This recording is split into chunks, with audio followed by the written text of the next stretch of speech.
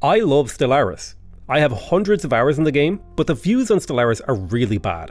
So bad that I needed to figure out some way to not lose money playing it. And that's where you and Patreon come in. Episode 1 is provided for free on YouTube, and if you want to keep watching the series, it's $3 to get access to the rest of the series, releasing one video per week minimum. The great thing is that those $3 also gets you access to the back catalogue videos as well as a whole bunch of extra rewards. So if you're watching this in the future, there might be hours and hours of content waiting for you for the price of a coffee. Please consider supporting my Patreon. Back to the video. Hey Spuddies, PotatoMcWhiskey here, and welcome to Stellaris. Let's go ahead and start ourselves a new game. I have actually already designed us a faction here. These are the Khornate Despoilers. It is a banded kingdom with a whole bunch of interesting selections that I have made. Let's go into the edit mode so I can talk a little bit about them. We are going to be an imperial culture, which means we're going to focus very much so on making sure that our capital system produces a lot of resources. That is our capital world. We'll have a lot of influence. We're also going to have a warrior culture, so our entertainers are going to actually be warrior entertainers who produce unity, amenities, and naval capacity, so we can have larger fleets. We'll be barbaric despoilers who can steal population from other empires and then enslave them and turn them into battle thralls to turn them right back around and go back to war. We're going to be authoritarian, militarist, and spiritualist, the triple threat combination that I think fits really nicely for the Khornate Despoilers. We also decided to go for the subterranean origin. I just thought this would be kind of a cool and unusual origin because it means orbital bombardment damage is reduced by 75% on my planets. It does have a couple of unique downsides in that my districts are quite expensive and, there's a couple of downsides. But I thought it would be interesting enough to make my planets like really difficult to crack, which kind of feels right for the Khornate Despoilers. Like the followers of Khorne would just keep fighting. I'm trying to think what else we did that is worth talking about. Oh yeah, my ruler didn't really care about who the ruler was, but they are hostile. So our ship weapons do more damage and so do our armies. Kind of fun, kind of cool. Our actual people, they are cave dwellers. So they grow a little bit slower. They generate more minerals. And they have easier habitability settings, but they do cost more empire size. They are very strong, so their armies do 40% more damage. The workers produce more resources. They are wasteful, so they use more resources as upkeep, but I'm hoping to offset that with a little bit of slavery somewhere, because slaves don't use consumer goods. We're also going to be playing unruly, because this feels right for Khorne. And then I didn't really know what to fit in the last two slots here, so I just put in talented and quick learners, because playing around with leaders is really fun. And it would mean we would have really strong admirals to lead our battle fleets and really strong generals to lead our ground armies. We're going to be playing on just a standard medium-sized galaxy. The only major things that I've changed is the game is on maximum difficulty. However, the difficulty will scale up over the course of the game. So the AI won't get all of their bonus from turn 1. They'll get their bonuses scaling. So after 10 years, they'll have 5% of their bonuses. After 20 years, they'll have 10% of their bonuses. And that will scale up over a 200-year time span. Trying to remember what else I did. Oh yeah, I turned off L-Gates, Xeno compatibility, and the Caravaneers. This is all just anti-lag to make the game perform a little bit better in the late game. It's not necessary to do this, but I think it just makes the game less laggy. I also decided to turn off wormhole pairs, because I think that's just, again, this just causes lag, and I think it's more interesting if you don't have that sort of being able to transport yourself all the way across the galaxy. You actually have to treat the galaxy like it has terrain. So we're the Khornate Despoilers, and we start on the planet of Hesuk Prime, and we have subterranean cities producing a wonderful amount of resources. We do start off with a pair of temples. Now, I don't think this is particularly good for our opening, but that is totally fine. We're going to take this construction ship and start building up our basic economy. We'll go ahead and build that mining station because that will pay itself off fairly slowly, but it will pay itself off relatively, in the course of the game. I'm going to take my science ship over here. I am using one mod, which makes this outliner small to make it slightly more manageable. And we're going to go ahead and scan this area because it has a continental world in it. Then the battle fleet here, led by Yan Demede. I'm going to go ahead and send them around to scout through the hyperlane so that we can maybe find some more planets to occupy. I'm also going to go ahead and come in here and grab myself a new science ship so I can keep exploring. In terms of technology, when it comes to physics research, I'll go for capacity studies to be able to increase my energy economy. I will go for genome mapping to make up for the fact that my population growth is rather slow, and we will go for powered exoskeletons. Ooh, actually, I'm kind of tempted by afterburners, but I'll go for powered exoskeletons because that little bit of army damage and worker output will make our economy a little bit more efficient. So we're going to be playing on relatively fast speed, but not super, super fast. And we do have an heir to our throne, and he is, oh, he's a governor. That's actually really great because we could put him in charge of this planet here. And he'll actually start to level up. In fact, I'm pretty sure we could make him not head of research. We could potentially make him head of research if we wanted to. And then he would get a ton of experience. So yeah, let's do that. We'll build up our heir. This is our heir to our empire. So we could build him up on the council as a higher tier character. I'm not going to be explaining like the whole gameplay mechanics in like super detail and going into depth. This does mean that we have an idle leader here, so I guess we could technically just fire this guy because he has a fertility preacher and we really don't care about that. So we'll just get rid of him and then we can replace him with a couple of scientists. We do have to wait for a little bit more unity. And I'm going to grab Hem Tal Sep because he has plus 10% anomaly discovery chance, which potentially will increase the quality of my land. We're going to go ahead and put him on, well, I think in the early game, I'm not going to auto survey. I will move around manually. Our main goal in the early game is to find the planets that we want to settle. So we found a continental world here. That's fantastic. Let's go ahead and survey that system. We're really just looking for planets so we can go survey them with our starships and then colonize them. Oh, this is kind of cool. We found a discovery of alien life over here at the planet of Baidan 3. We gained 250 society research and there is an abandoned colony ruins here. And we get some Zro. Oh, this is amazing. We'll be able to go down the Psionic Ascension tree, which would be kind of cool. I think this allows us to find like the Zeroni homeworld and stuff. Very, very, very cool stuff. In terms of traditions, which are essentially like Stellaris' version of social policies, that you like if you played Civ 5, you'll be very familiar with these things. I'm a big fan of aptitude, just so you have a lot of really strong leaders. I really like that. I also really like statecraft. I think that one's really fun to play around with. I think supremacy fits really well with our build. I think aptitude means that we just have like really strong leaders. We're never going to go for diplomacy because we're definitely sort of a warring faction this game. Domination feels correct for me, as does supremacy.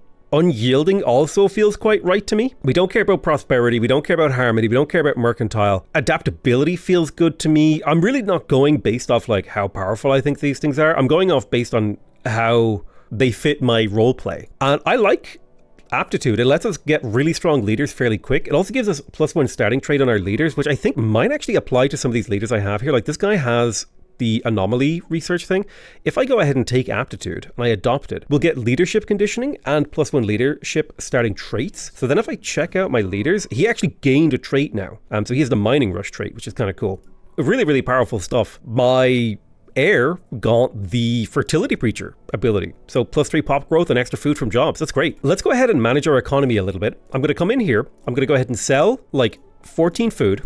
I'm going to buy as many minerals as I can afford, which is about 30. And I'm going to sell like a few minerals. A few alloys. So I'll sell a few alloys because I have a surplus of alloys right now. And I'm also going to go ahead and buy just a little bit of consumer goods just to keep myself afloat. I'm also going to do my policies and edicts here. I think expansionist is fine right now. In terms of slavery, we do like that because we plan to make people into battle thralls.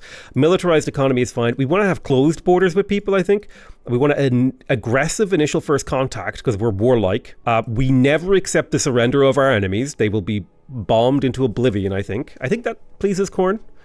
Maybe, I could be wrong. Although maybe we should allow people to surrender. I might change that later. Indiscriminate bombardment. We are an oppressive vassal leader. Unrestricted wars and expansionist. Those policies do have an impact on the gameplay, but don't worry about that. Just kind of go by the vibes, man. Go by the vibes. Looks like we have found the first potential type of life. So we're going to go ahead and say we would ward those off. So we're going to be aggressive in our pursuit of other factions. Now, something we want to do is to start to build up our capital a little bit. So we're going to have to wait for a little bit more minerals to come in. I'm going to go up to buying 50 minerals per month so we can get those minerals stocked up and we can start changing around our capital world a little bit. Let's go ahead and grab ourselves another science ship. We would like to be able to explore the world. We have found some sort of hostile fleet, the Penitent Ones, a group of radical priests. Okay, so I'm going to go ahead and recruit myself a fleet to help deal with this. I don't really want to deal with these guys, to be honest with you, but I will if I have to. I'm probably just going to let their thing expire. This is like a story quest that I don't particularly care about, to be honest with you. I'm going to put my scientists on auto-explore, so they're surveying systems and finding places. Let's take specialist training. This will make my leaders level up faster, 25% faster to be exact. We have engaged these cultists in battle, and I'm hoping that my ships are slightly stronger, or maybe I have some sort of assistance here that should lead to us winning, and it looks like we are in fact winning. We don't care to board the cultist ship. So we're going to leave that. We're just going to let that expire. We're going to let this just go away. We don't care about this. Not interested in chasing it down. Not interested in finding out what the cultists are doing. We're here to despoil the galaxy. So we're a little bit busy. Here's a fun ability. Golly Den Pon has the entrepreneur trait, which will give us 4 consumer goods per month, really helping out our economy. So I'm going to go ahead and recruit him, and I'll stop buying consumer goods because he should give us a little bit of a buffer. Now, we have a ton of minerals in stock, probably too many. I've been letting time go a little bit too fast, but we got to deal with our amenity problem. So we're going to go ahead and build ourselves some holo theaters. This will give us duelist jobs. That'll give us 20 extra amenities on this world. Having positive amenities will make our population happier. Right now, we're getting a negative amenity penalty to happiness, and by having a happier population, we'll get higher stability. And by having higher stability, we'll get more resources. So holo theaters it is. I'm going to replace one of these temples with the Otto Chthon monument. What this will do, it depends on the kind of empire that you are. For us, it'll give us 2 culture worker jobs, which are basically equivalent to priests. Priests turn consumer goods into unity and amenities. Culture worker jobs do the same thing. Slightly more expensive, but you get extra benefits. One of them being, we get a reduction to the amount of amenities our population use. We get an increase in our edicts fund. We get naval capacity and governing ethics attraction. So we'll go for the Othicon monument. I think that's a fun thing to do. I'm going to go ahead and start claiming this system with this planet in it so we can start colonizing it. Our council agenda is ready to fire, so we're going to go ahead and launch the infinite opportunities. That'll give us 10% happiness for 10 years. Then we're going to go ahead and expand the council so that we can unlock another councillor slot and increase the quality of our cities. I'm going to take the fertility preacher upgrade on my heir. This will increase the pop growth and food. Thank you very much. And we will go ahead and then grab the leader cost and leader pool size increase from aptitude. We are losing a little bit of cash, but that's not a big deal. We can just now start to cut down on the amount of minerals we buy, just to balance that a little bit. We have met a Leviathan. Oh, wow. Proof of the divine. Beautiful, massive creatures that live somewhere out in space. Let's make sure that we recruit ourselves a colony ship for this world, and I'm probably going to come in here and recruit another colony ship when I have the surplus resources. That'll take a little bit of time. In the meantime, I'm going to move this guy down here to start occupying these locations so we can get all the way to Iram and start settling new worlds. I super don't like clerk jobs when I'm doing any sort of non-trade friendly build. Basically, if I don't go for mercantilism ideas, I don't go for trade stuff. We now have positive amenities on here, giving us +4 citizen pop happiness, which has increased our stability, increasing the resources from jobs. So that's beautiful. Progress is being made, and we're really, really quite happy with that.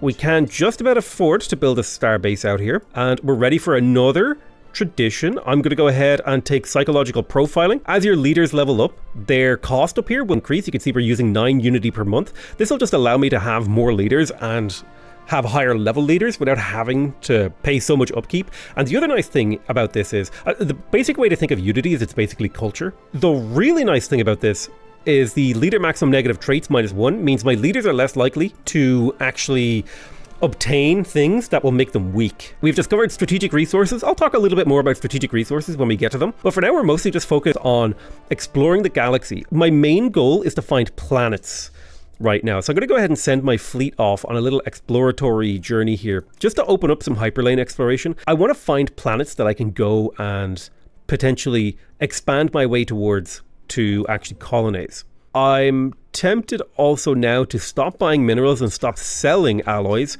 because I have a decent stockpile of minerals. And we found that we got the first Khornate colony. We get 300 free science points. Very nice. Now, we're finishing the Othicon monument. Something I would really like to build in here is to grab myself some alloy foundries. This will increase the number of metallurgist jobs on my capital by 2, and it'll use 12 minerals per month.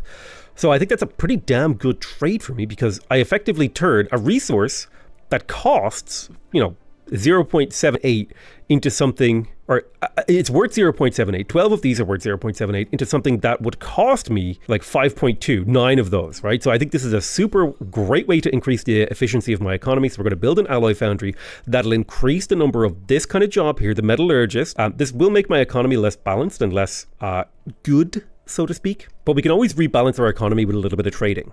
I'm just saving up now to get this extra colony ship down on this world. One of my leaders has leveled up. In fact, it's my Minister of Defense. Now, my Minister of Defense is actually a counselor, which means when I earn counselor traits, he can benefit from them. He's also an admiral who leads my fleets over here. You can see he's actually leading this fleet. So he can both make use of like local traits that will help the fleet and also empire traits, leader traits that will help the entire empire. Now, naval capacity plus another 10% naval capacity, it doesn't help us much right now, but it will really help in the long term. We'll be able to have massive fleets. Powered exoskeleton, we finished the technology, that's great. I think we would like to go for geothermal fracking, 20% increase in minerals from our miners. That means we need to have less miners in total in my economy, and we can shift our population to working jobs that provide maybe more mission critical resources, or we could just have more minerals and make use of those. So Fan Tal Yag has leveled up as well. This is just one of my other admirals. I think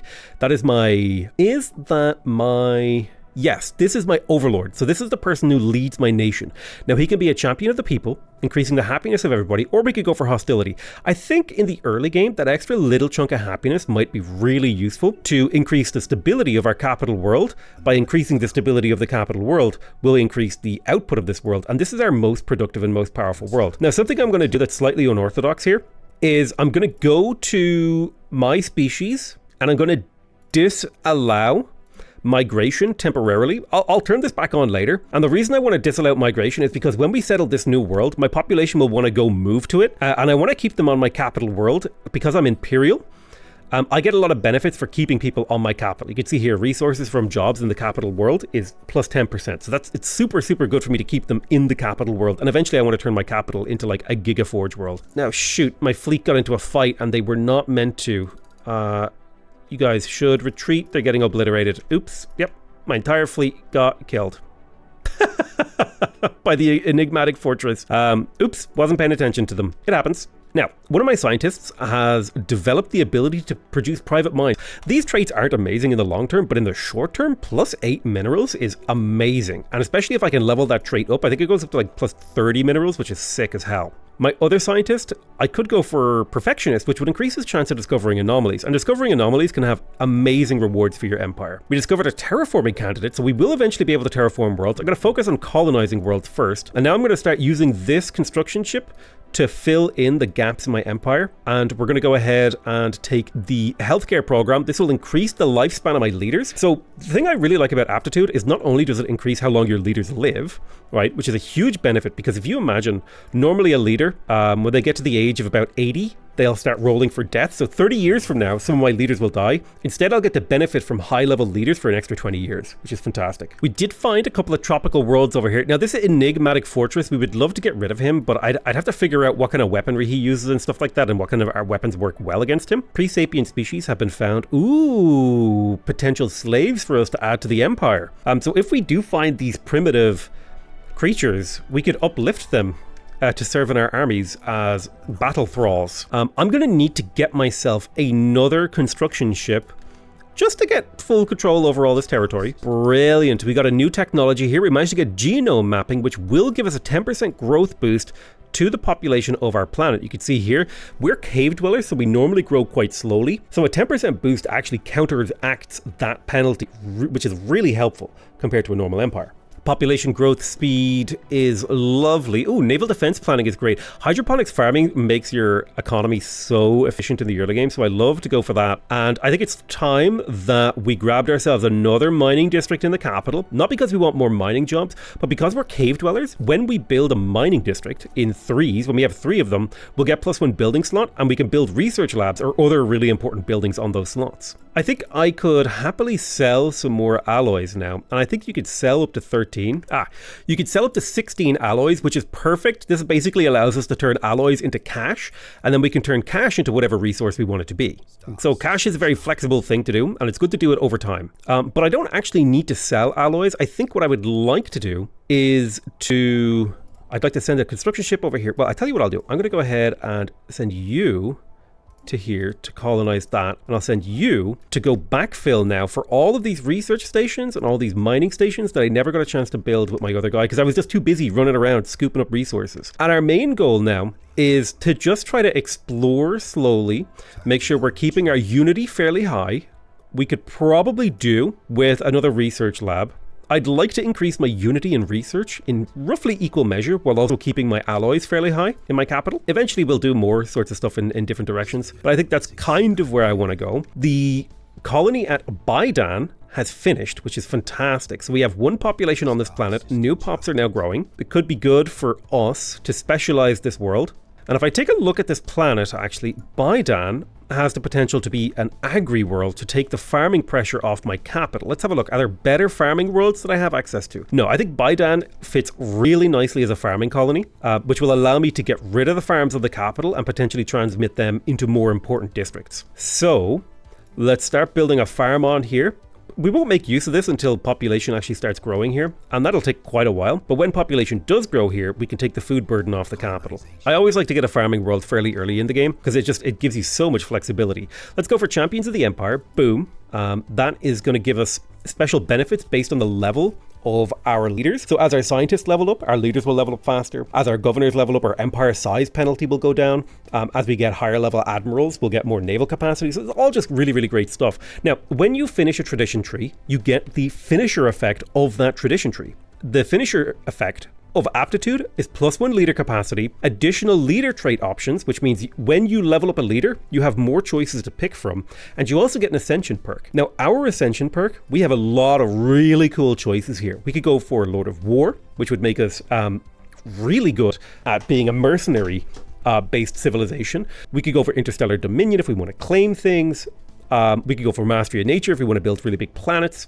We could go for Shared Destiny or Transcendental Learning. We could go for Imperial Prerogative, which would make our planet empire size a lot smaller. I'm a big fan of Transcendental Learning. I really like the idea of having a lot of room for leaders, a lot of leader pool size, leaders level up faster. Gives you a lot of flexibility in the early game, especially because now I can recruit 3 more science ships if I want and start exploring the galaxy even faster, and that's exactly what I'm going to do.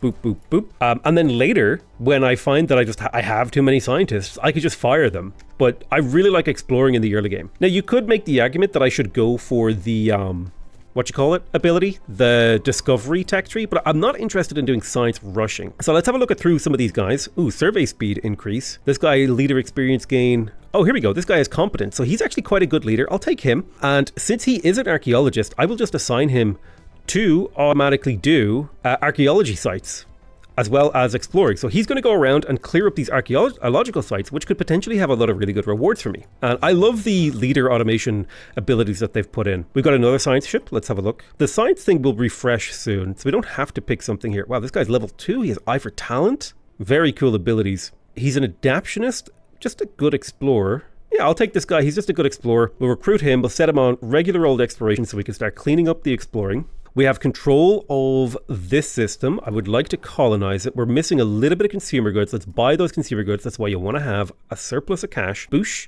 So Isbraya Prime will build this city. It'll probably be a mining world because it does not look like it can produce much of else. On my capital city, I'm going to go ahead and scroll down and start building a research lab. And I'm also going to go ahead and get an industrial district to increase the amount of consumer goods I'm making. I built a research lab which will produce science for me, but it'll consume consumer goods. And then I need to build an industrial district to actually produce those consumer goods to make up for that fact. Another leader has leveled up. This is my head of research, my kid, my heir. And he's got quite a few interesting choices here. We could go for architectural interest, which would make building buildings go faster. I think counselor-based stuff is quite powerful here. This would give us counselor experience gain and faction approval. Slave pop output. I think the empire-wide effects are quite powerful, so I'll take that. I'm going to wait until the leader pool refreshes, and then I'll recruit a new scientist. I don't like the current batch of scientists, so we're just going to hang out and wait. You don't have to recruit them immediately. You can chill. Now, something I would like to spend my allies on is increasing the size of my fleet. Because if I increase the size of my fleet, I'll increase my power projection. And by increasing my power projection, I will actually be able to get more influence. And influence is one of the biggest barriers to expanding in the early game. I'm also looking to expand towards planets here. So we have a ton of early planets. We're not really going to have to fight for planets here at all, which is kind of an interesting position to be in. Our economy is going to start getting a little bit strained soon because we are doing we're doing a lot, basically, is what I'm going to tell you, is we are running our economy to the hilt. We want to have as little surplus of unimportant things as possible. I'm not going to do the Habitable World Survey event. I don't really care about that one. Let's go ahead and grab that research lab, and we'll also colonize this planet. It's only 50% habitability. Now, 50% habitability does have some downsides, right? Our population amenity usage is higher. Population upkeep is higher. You get less resources from jobs. Pop growth speed is lower. But we always have 50% habitability, so we can always make these kind of work. 50% is, it's a workable amount. So like I was saying, my consumer goods is a little bit weak, so we're going to go ahead and pump that up. Our food, we're overselling food, so I'm just going to go ahead and bring that back down.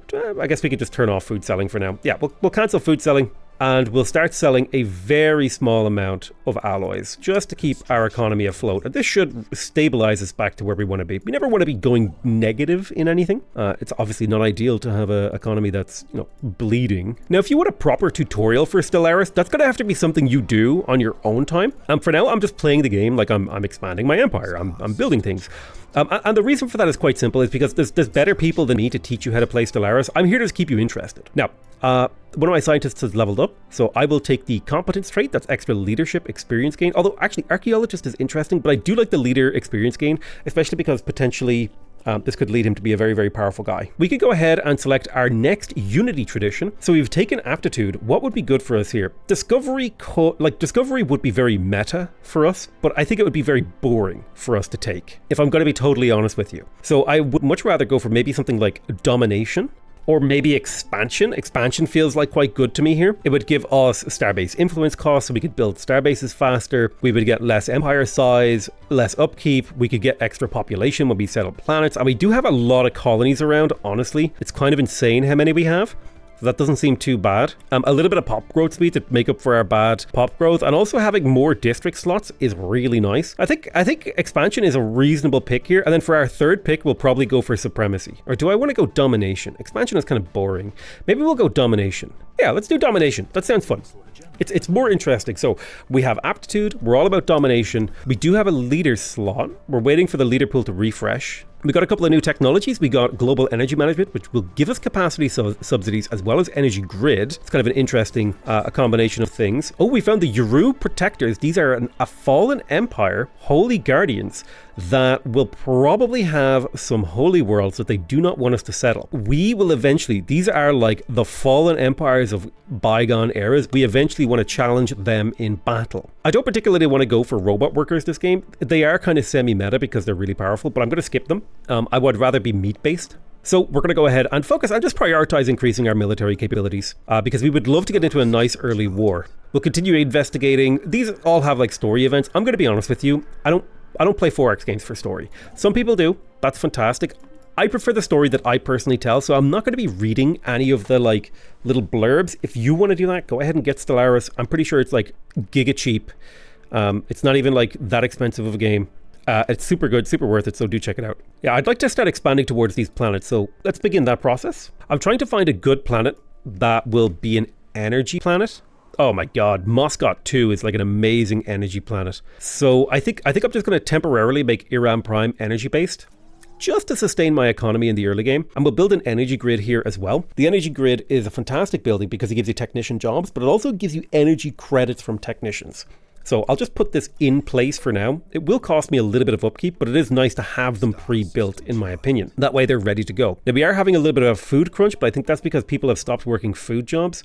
That will become less of a problem as my population grows. We found a whole bunch of ruined worlds over here, which I think are the former Zroni Empire, or they're someone's empire anyway. Someone's empire existed, hundreds, thousands, whatever how many years ago, and they got obliterated. Let's go ahead and prepare to colonize, but actually, here's what we're going to do. We have had first contact with another potential empire. These guys right here, now they are actually hostile. So we're going to assign an envoy to try to investigate what they're about. These look like mining drones, so not an actual enemy empire, but nonetheless something that we'll have to deal with eventually. Our science ship should run away because it does not like being in a system with these mining drones. I will send him back to auto explore because that's what his job is. Now the leader pool has refreshed. Let's have a look here. Oh, anomaly discovery chance, survey speed. I like the anomaly discovery chance, so we'll go for that. and we'll send you out to go find anomalies. So we've got a ton of science ships discovering the universe. We're out there exploring. We have discovered terraforming candidates. Very, very cool, fun late game stuff that we're discovering here. I'm going to go ahead and add food to the buy category. And I'm going to add Zro, this strategic high-tier resource that I found. I'm just going to sell it off. I'm getting Zro from one of my stations. See if I can show you which one it is. I don't remember. I'm getting it from somewhere, but we're just going to sell it off. It's worth like 24 credits per month. So it's like finding +2 Zro per month at this early stage of the game is amazing. Gene clinics are a very powerful building in that it's like an entertainment district, but it provides population growth and habitability. I don't think we necessarily care about gene clinics. I think we would rather focus on increasing our military capability, so I don't need that growth. Instead, I'm going to focus on things like planetary unification. We need to be unified with one purpose of war in our heart. Oh my god, this is a huge trait to pick up early game. We're going to go for the Entrepreneur 2 trait. This will quadruple the amount of monthly consumer goods that this guy provides for free, just the cost of a leader trait, meaning we can basically stop buying those, and our economy is starting to become like super, super, super lovely and efficient. I've got a few spare alloys, so I'm going to go ahead and rebuild my fleet again just to increase my power projection, which should lead to more influence. Spare alloys. I need to constantly be investing my resources to make the expansion of my empire go ever faster. Now this planet that I've occupied here, it's not a good farming world, so I think it would make a decent mining world. I'll start by just putting a mining district on it and letting it grow naturally. In the Empire capital, we're going to delete the sprawling slums to get a free population from that. Every world will start with some slums that you can use to spend a little bit of energy to get a free pop early game. It's quite good in the sense that it helps your economy. The slums obviously themselves aren't good. I need to buy like a chunk of food and a chunk of consumer goods so I can settle this extra world. We don't care about the low habitability. That's kind of just part of being a Khornate faction. Ooh, we encountered some sort of vast monstrosity over here. Very interesting. Oh, Jesus. Perhaps you shouldn't... Why would you even go into that system, dude? Were you on passive? Dude just like suicided. What the heck was he thinking? I thought he would leave. He saw a hostile thing and didn't leave? Why? Oh, jeez. We found some terraforming candidates. Now, when we adopted the domination tradition, we got the ability to clear blockers for cheaper. We're going to go ahead and grab the colonial viceroy's ability. Oh my god. This will give us plus 0.5 monthly influence, and it'll lower the governor upkeep cost, which is fantastic. Oh man, the first potential slave world that we can invade. Are they pre-sapiens? No, they're pre-sapient hunter-gatherers. No, they're just in the Stone Age. We can still enslave them. That was the most important question, is can we turn all of the species of the galaxy into warriors bored to fight? The scrapper trait here is real nice. I'm going to go for that. Although, perhaps more consumer goods. Oh my god, am I going to use the Great Scientist? Or the Scientist Consumer Good Economy? Oh man, we just got psionic theory! Bro, we just got early game psionic theory. That's crazy. We could go for the super early psionic stuff. Oh man, I didn't even think that was going to be on the cards for us today. Oh, here we go. Private mines plus 32 minerals per month. That is so many minerals. Dude, scientist leaders are actually kind of insane. I didn't realize this was such a powerful early game start. I didn't know you could run a whole economy off these guys. So my Minister of Defense has leveled up. I could go for charisma here, which would allow me to run more edicts. That's kind of good in the early game, actually. There's something to that. Cheaper edicts and being able to run more of them. My actual leader has leveled up. Now he has some really interesting faction approval. He could also go for charisma, or we could upgrade hostility. I like the idea of going for charisma. This will allow us to play around more with edicts. We've got 61 edict capacity. We could go for capacity subsidies, which would increase the amount of output that our technicians would have.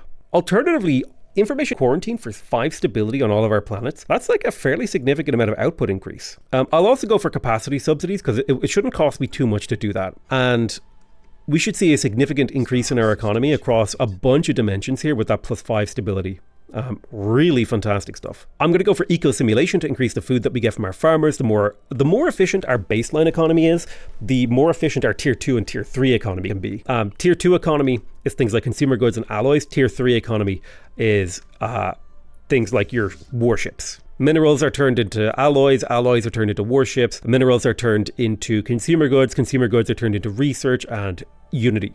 So those are like your tier 3 and influence. Influence, unity, and research are your 3 like what I would consider to be your tier 3 resources, right? They're your important limited supply. I have so many colonies right now. It's actually insane. I was not expecting to get this many colonies. Expansion would have been amazing to give me a really good kickstart, but it was also really boring, so I didn't go for it. I've decided to turn this station into a shipyard. I'm going to put crew quarters around it. I'm going to tell my fleet to occupy and live there. And then on this capital world station, I'm going to turn it into a trade hub when it's finished building this colony ship.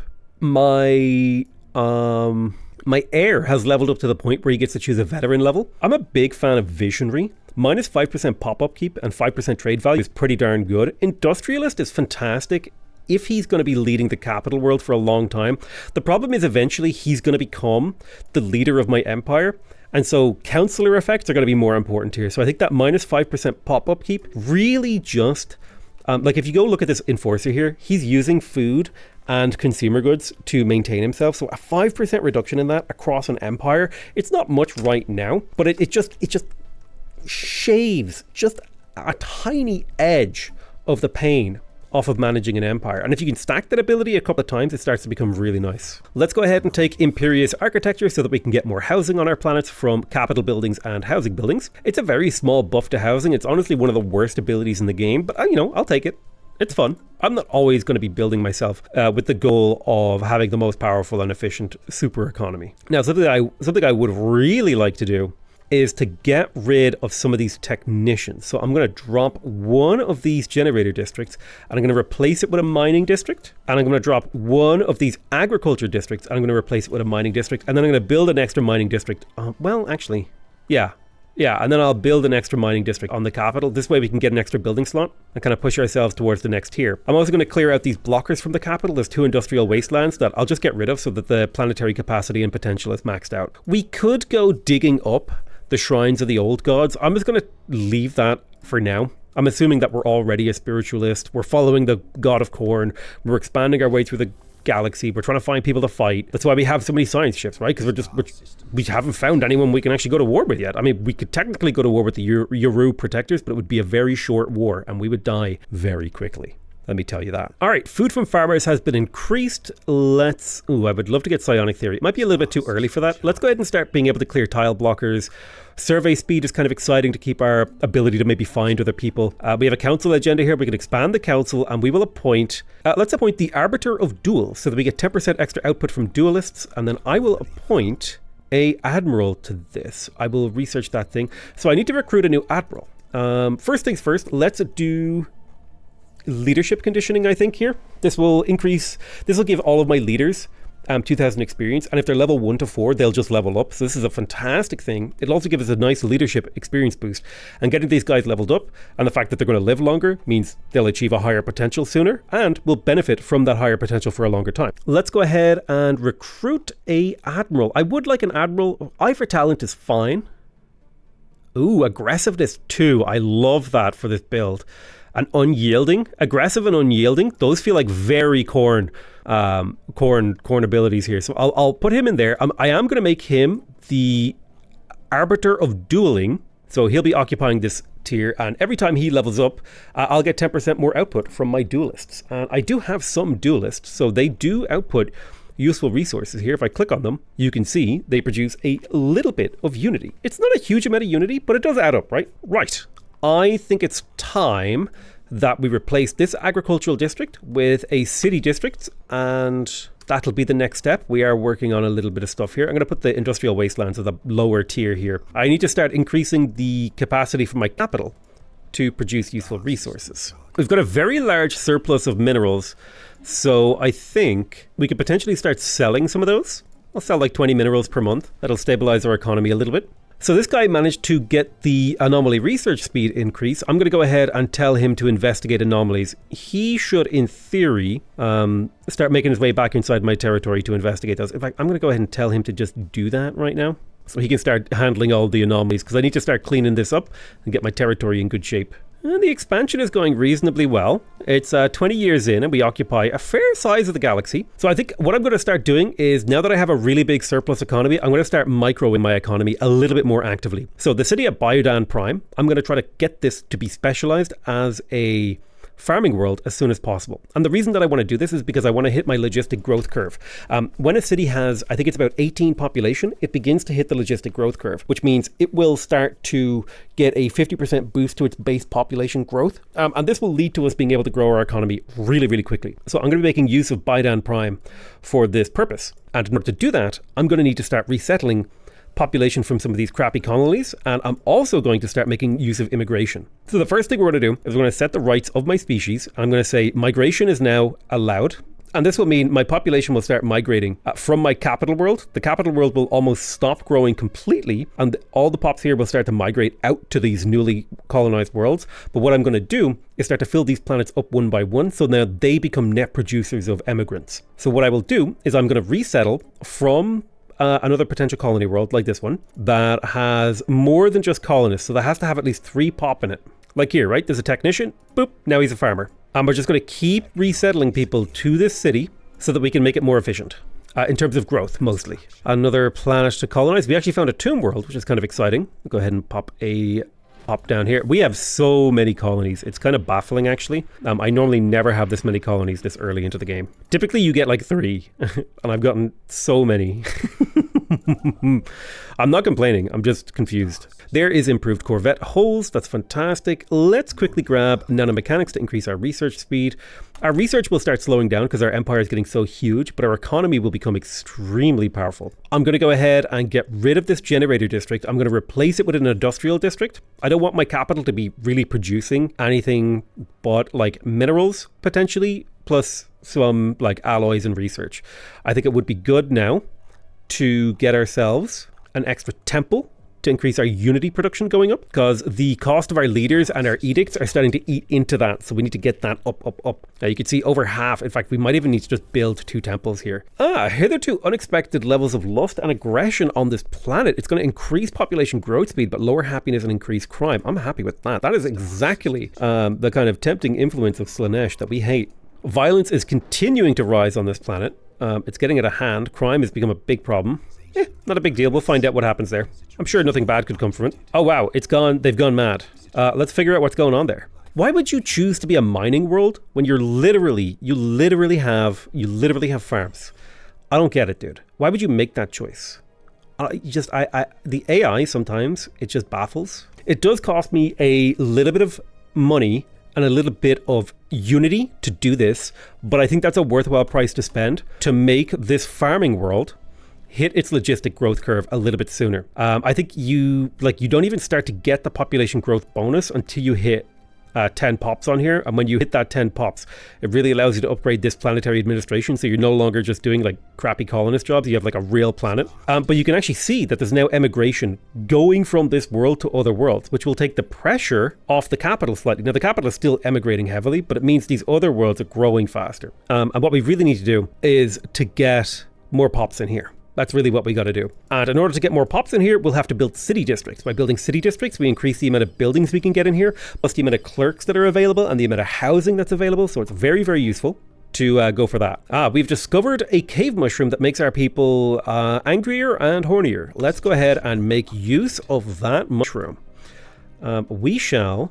there should be a special project that we can do somewhere. What was the planet again? I don't remember. Negotiate with the mushroom, who knows? Research station output is nice. Let's go for the energy credits from technicians. We found an unknown signal and a natural wormhole. Ooh, exciting. Brilliant. We managed to resettle enough population to Biodan Prime, our agri world, that's going to feed our empire so that we can actually upgrade the building in this city and get it really going. So we're going to go ahead and pump up that building.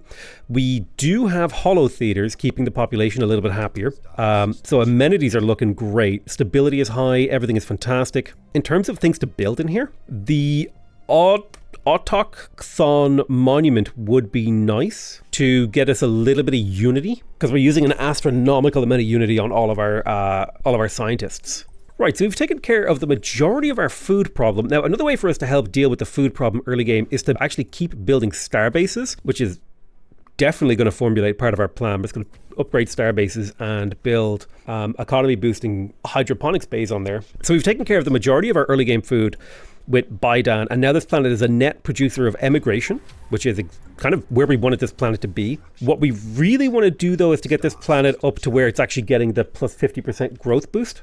If you look at this planet, you can see it's only getting 0.1 from pops. So we need to get this up to about 20 population. So we're going to continue to build the planetary administration, the Otacon monument, figure out if we can get more farming districts on here. Heck, we might even just throw down some generators or something just to get this planet going. Eventually, I would like to transition things like mining districts out of my capital so that we can focus on the production of alloys and research. And eventually, I'd like to get Unity out of my capital as well, so that we don't have to be producing Unity in the capital. We would really like to just focus on either tech or something like that. But right now, we just got to keep that Unity nice and high. One of my scientists has actually leveled up to level 4, and I managed to give. I didn't catch it on screen because I skipped past it. But he's now level 4, and he got the Explorer trait, so he's able to explore even faster, and he gets bonuses for exploring. I think if I check here, how do I show this? Yeah, you can see here, he gets survey speed, and whenever he does a survey, he gets 5 Unity. So every time he opens up a planet, he gives us a little chunk of Unity. Very, very good. Let's go ahead and take the Privy Council. This will give us a 20% Councillor experience gain boost, as well as 50 Edicts fund. And considering we're using 30 Unity for Edicts, this is actually going to come in extremely handy here, boosting up our Unity production by about 50% actually, from 60 to 93. So really, really great there. Oh, we found the Ion Disruptor. This is an interesting tech path to go down because you never have to worry about enemy shields or armor if you go down the Disruptor path. The nice thing about the Explorer class too is it gives the leader a 50% experience gain. So not only will they generate, all sorts of things, they will like all sorts of Unity. They'll level up faster, meaning they get to those high tiers faster. Unfortunately, it does mean they cost more because higher level leaders costs more to upkeep. Let's go ahead and build civilian industries on here. That'll be an extra 2 jobs. Then we'll build a city district. That will bring us up to 17 jobs. And then we just need another couple of jobs to fill out this planet, and then we're good to go.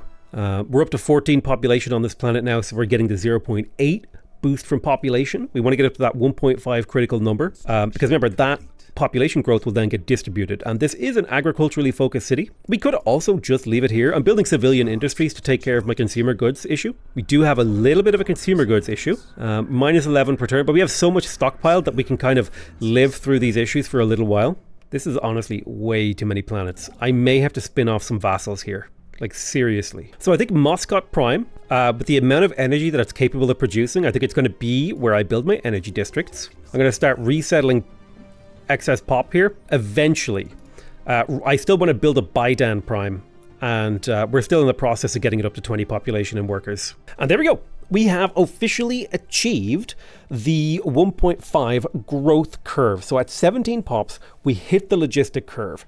And basically how the logistic curve works is when a planet is brand new, it grows at a normal pace. When it starts to hit the mid game of its population, it'll grow really, really, really fast, 50% faster. And so we need that 50% extra growth to overcome the fact that our growth is hurt by our cave dweller and also our planet habitability. So this planet is effectively finished for a while. It's producing 48 food, which is more than enough for my civilization. And if I need more food, I can just drop a hydroponics farm on here, or I can unlock how to get rid of some of these jungle things so I can build more farming districts. And now we can move on to building a energy planet to take care of our energy credits need. We've got a huge amount of minerals in the bank, so we can totally start stripping away the mining districts on my capital. We do want to be careful about how much we do that, and we want to do that kind of carefully. Let's make sure we keep colonizing all of these beautiful planets that we have found, because they're tomb worlds or whatever they are. We just want to make sure that we are making use of them. Empty land is no use to us. Let's buy some consumer goods, we'll sell some food, we'll sell some minerals, and we'll put ourselves in a good economic position to keep expanding. I can't even keep up with this empire. This is ridiculous, the empire that I have right now. I should not have this many cities. This is far too much micromanagement for one man to do. Council agenda is ready. This is going to level up all of our leaders, so watch our unity just go boom into the drink, dude. As all of these leaders level up, minus 10 unity. But we do get to now go through the list. So my leader is going to become a strategist. So he's focused on counselor traits. This will increase the speed at which we build military ships and give us counselor traits for him. And my minister of defense is also going to become a strategist. So now I get 20% military ship construction speed. My scientists, I'm always going to focus on making my early game really easy. This is my head of research. Ooh, I like the idea of prospector here. Yeah, that's kind of a cool idea. So he can discover more resources. Really want to be able to discover resources. That kind of appeals to me. So things like observer, anything that allows me to find new things, I think is the way to go here. I'm going to make sure all of these guys become explorers so they continue to find... I mean, I can't believe I haven't found another guy to fight, to be honest with you. And I'm going to take another strategist. So now I build military ships 30% faster because 3 of my leaders are admirals with the promotion class that is in that direction. And now that my unity is quite high, I'm going to switch over to increasing my science. I'm going to replace a couple of these temples. We're going to start turning this capital into a bit of a research world. So I'm going to build in a research lab and then replace a temple with a research lab. And then I'm going to replace one of these mining districts with an urban district because my goal is to try to get... actually, I think I can replace you with a industrial district to keep my alloys and my consumer goods increasing. Because the consumer goods thing is going to be the thing that really catches me out here. Now, I'd love to expand our council, but we can't do that for another 15 years, it seems. So I think evolving society here, plus 40% unity is quite good. Unit output. Yeah, evolving society, extra unity, that seems perfect. And I think with the first 30 years of our Stellaris game begun, I think that's where we're going to leave it off. We have an insane start. I usually never get this level of isolated. I don't know what's going on. I'm not going to complain, but we're basically alone in the galaxy and we've spent like 15% of the game just capturing land and building up cities. And that's going to be basically what we focus on in the next episode. I want to thank you guys very much for watching this first episode of the Patreon series, and I'll see you guys next time. Bye-bye.